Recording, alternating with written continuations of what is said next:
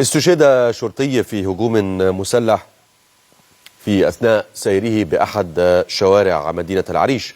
ونقل مراسل النهار عن مصادر أمنية قولها إن الشرطي تعرض لإطلاق النار من قبل مسلحين مجهولين بحي الزهور غربي العريش، ولقي حتفه في الحال. وأدت الهجمات المسلحة على قوات الأمن في شمال سيناء لمقتل 7 بينهم مواطنان 2 خلال الأسبوع الجاري فقط. من جانبه أعلن العقيد أركان حرب أحمد محمد علي المتحدث العسكري عن ضبط 4 من العناصر التكفيرية والإرهابية وكميات كبيرة من الأسلحة والذخائر بشمال سيناء.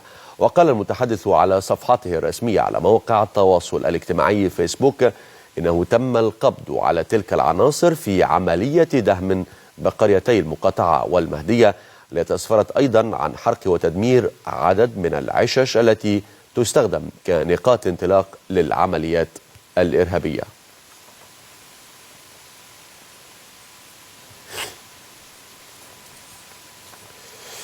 وللتعليق على أحداث ما يجري في سيناء اليوم معي عبر الهاتف زميلي ومراسلنا يسري محمد من مدن القناة. يسري، ما قصة استشهاد الشرطي اليوم؟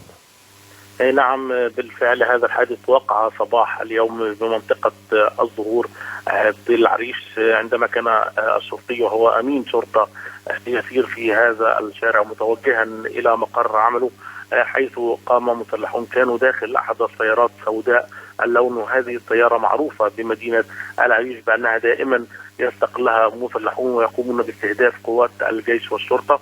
وقام مسلحان على الأقل كان داخل السيارة بإطلاق رصاص بشكل متوالي على أمين الشرطة، مما تسبب في استشهاده في الحال نتيجة إصابته بطلقات في الصدر وفي أنحاء مختلفة من الجسد.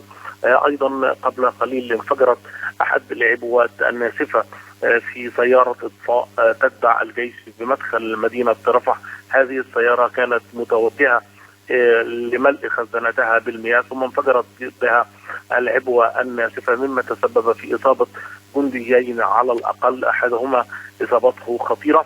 أيضا الحملة الأمنية والعسكرية داخل مدن العريش ورفح والشيخ زويد لا زالت مستمرة، وحسب البيانات الرسمية للقوات المسلحة فإنه قد تم القبض على عدد كبير جدا من تصفهم السلطات المصرية بالإرهابيين، والذين تقول عنهم بأنهم متورطين في شن هجمات مسلحة على قوات الجيش والشرطة، بالإضافة أيضا إلى تدمير عدد من السيارات ووسائل النقل التي يستخدمها هؤلاء المسلحين.